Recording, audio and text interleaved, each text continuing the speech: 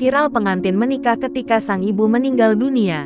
Suasana pernikahan dipenuhi tangisan. Saat ini beredar sebuah video yang memperlihatkan sebuah momen di mana pengantin sedang menjalankan akad nikah. Biasanya akad nikah diwarnai dengan tangisan haru karena bahagia.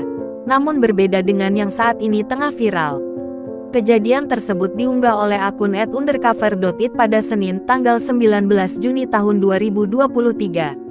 Awalnya terlihat pengantin perempuan menggunakan pakaian serba putih keluar dari kamar dan berjalan menuju tempat ijab kabul.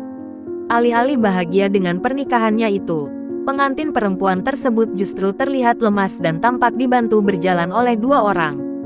Bahkan si pengantin perempuan seperti tak kuasa menahan kesedihannya sampai dia jatuh pingsan saat sedang melakukan akad.